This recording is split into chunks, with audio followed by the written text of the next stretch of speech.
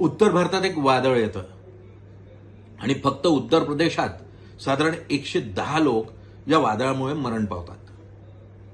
कुणी झाड पडल्यानं मरण पावतं, कुणी गाडी उलटल्यानं मरण पावतं, तर कुणी अपघात झाल्यामुळे मरण पावतं.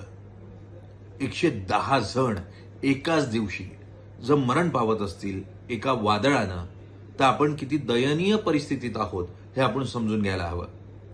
जगात मोठमोठे भूकंप येतात, सुनामी येते आणि जपानसारखा देश असो, इंडोनेशियासारखे देश असो, अमेरिकेसारखे देश असो, इथं मरण पावणाऱ्यांची संख्या अगदी 2 ते 4च्या वर जात नाही. तीही ते नामुष्की समजतात.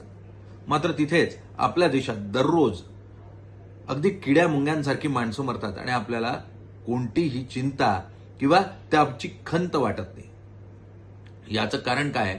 आपण निर्ढावले आहोत. आपल्याला माणसाच्या जीवाची पर्वा नाही किंवा किंमत नाही आणि प्रशासनाला, सरकारला तर ती मुळीच नाही अशी परिस्थिती आहे. गेल्या कुंभमेळ्यामध्ये चेंगराचेंगरीमध्ये साधारण 101 लोक मरण पावले अशा स्वरूपाचा आकडा समोर आला होता. खरं तर हा आकडा लपवला गेला. 1200च्या वर लोक मारले गेले असं अनेक जण सांगतात. खोटी आकडे सांगून लोकांमध्ये उद्रेक होऊ नये हा प्रयत्न केला गेला. आपण किती दिवस ही परिस्थिती झाकून ठेवणार आहोत?